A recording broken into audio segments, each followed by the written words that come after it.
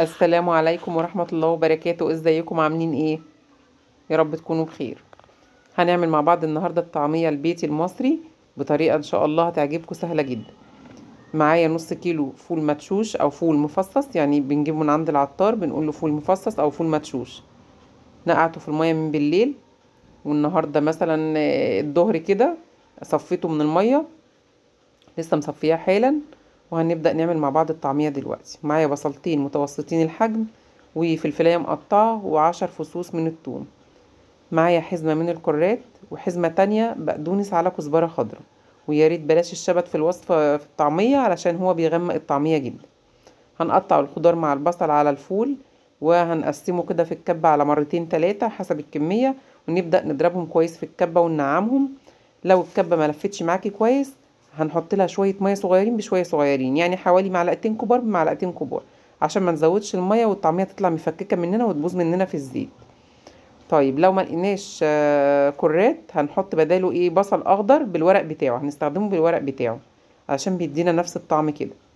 طيب وبعدين ما نحطش كمان لما نخلص الطعمية قبل ما ندخلها في الاكياس وكده، ما نحطش عليها الملح والتوابل علشان بيخليها تنزل ميتها كلها، وهتحتاجي بعد كده ان انت تصفيها. لا، هنحط التوابل بتاعتها، كزبرة ناشفة مع شوية كمون مع شوية ملح، بس مفيش اكتر من كده.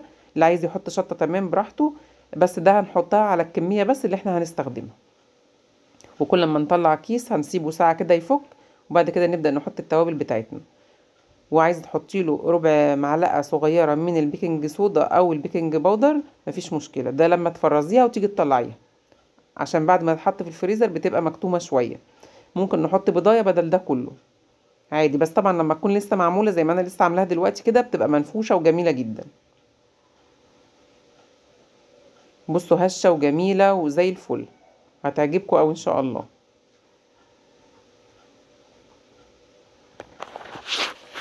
انا لما بطلعها من الفريزر بسيبها حوالي ساعة كده في الكيس بتاعها تفك، بحط عليها بضاية. طيب لو مش هحط بضاية، بحط ربع معلقة صغيرة من البيكنج صودا او البيكنج باودر، بتطلع جميلة جدا.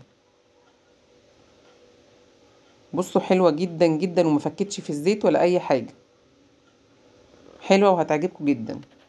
لو عجبتكم الوصفة ياريت تعملوا لايك واشتراك في القناة عشان يوصلكم كل جديد من فيديوهاتي، وتفعلوا زر الجرس عشان كل الفيديوهات الجديدة بإذن الله تنزل لكم. وكان معاكم تيسير عبد النور، والسلام عليكم ورحمة الله وبركاته.